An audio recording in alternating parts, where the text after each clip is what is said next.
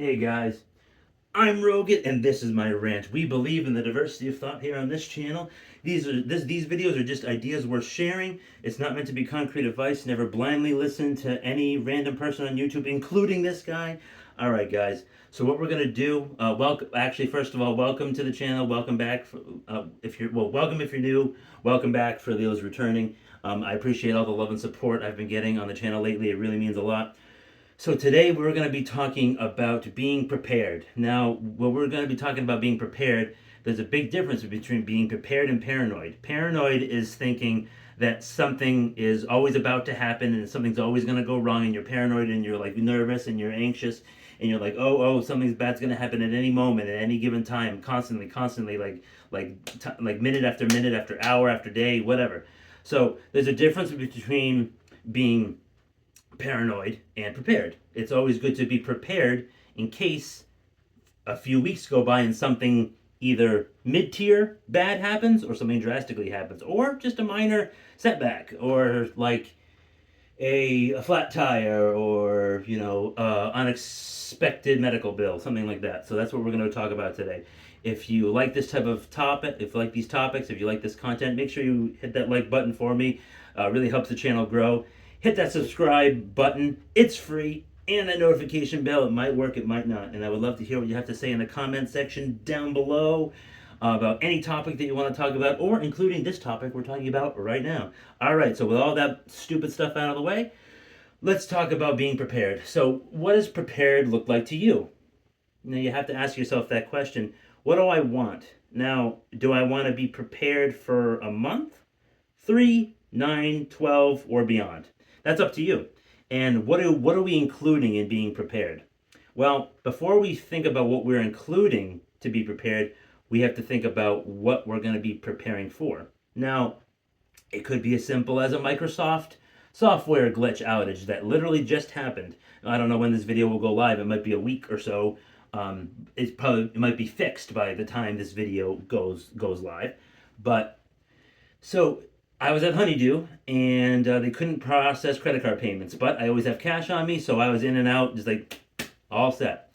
And then one of my banks, I tried to withdraw some cash and they couldn't process the transaction at the ATM or inside because of their software interference, their glitch, their problem, right? Things like this can happen. Now, this is just an example of what can happen, but we're still in the good times.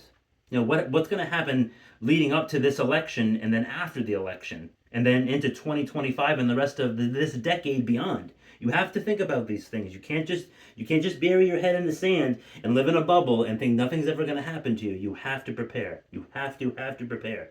So what I'm saying is, so like let's just say you go to the grocery store and there's no food, well, or like the shelves are bare, or there's very little on the shelves, or they can't process credit cards and you don't have any cash to buy the thing. Well, what if there's crowds? What if there's looting? What if things get really bad in this country and you don't want to leave your house or your apartment, wherever you live? Do you have food put away?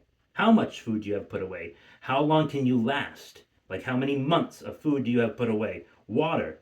Water is very important. We all need water. The body can only go 72 hours without water. You need it. How much water do you have put away? And then think about medications. Do you have 3 months supply of medications? That's a good starting point. What about vitamins and like things like Tylenol or Tums or laxatives or just normal supplements that you, and then just like personal cleaning products, like things to take a shower, just toothpaste, anything that you can really think of that you take for granted is like, oh well, I'll just buy it when it runs out. Don't do that. Um, so how much do you have? Now, we talked about that stuff. That stuff's very important. But in a mid tier or low tier emergency scenario, like let's just say you have your preparations and stuff like that, you have all that put away, and you're getting in good shape, you're losing weight, you're cardio, you're doing muscle stuff, you're taking like a self-defense class and you're being proficient with tools, that type of thing, like or just like normal everyday tools that you have in your house. You know how to use them, you know how to fix things, you know how to, like, in case something happens. But if something minor happens and the credit card machines don't work, like didn't work for me yesterday. When I'm saying yesterday, I mean like the day this video was recorded yesterday. This could be fixed tomorrow or next week sometime. I don't really know. So, but this outage, surgeries had to be postponed. Planes were grounded, trains were stopped worldwide. Internet, banking. It's so what I'm saying is, see this? This is the drawer. Whatever you want to do, however much cash or metal or whatever you want to put. Do you want to put like a few important documents in a lockbox? Have a TL30 rated safe? Whatever you want to do. Now, I'm not going to be one of these doom and gloomers that say like you should never have anything in the bank. I'm not saying that. I'm just saying that like if you want to have a safety deposit box and put stuff in it just in case one of your other locations gets compromised, you can do that. I'm not saying don't do it. I'm not saying don't put anything in a safety deposit box. I'm saying have that as an option. Cover your bases. Don't have everything in one place. But me, I have a decent amount of cash. Okay. I have a decent amount of metal in different locations. And what if, so there's different layers to this. If the credit card machines don't work, but the power's still on, right? And if it's not a super bad scenario, when you go to the grocery store, you need cash. You need it. You need it. People people have laughed at me. They've ridiculed me. They've told me I'm paranoid. They've told me you will be called the same thing too. But what I'm saying is that if the power goes out, the grid goes down, how long will it be down? How many days? How many weeks? How many months? Like this could be anything. And that's why it's important to have the food and water and vitamins put away, to have the cash put away, to have the metal put away. If the power doesn't work, how are they going to open the cash register? They might have a key or something like that, but how are they going to process that payment? And then another thing that I forgot to touch on that I'll end the video with is that if fuel gets so expensive, if things happen with if trucking companies they keep going bankrupt, or they have their protests or their revolts and stuff like that, things get shipped by train and by tractor trailers in this country. Things get shipped by ocean with these big tankers, these big ships, but that's being disrupted by the Panama Canal and the Red Sea issues going on right now, so that's driving prices higher, as well as just the runaway inflation.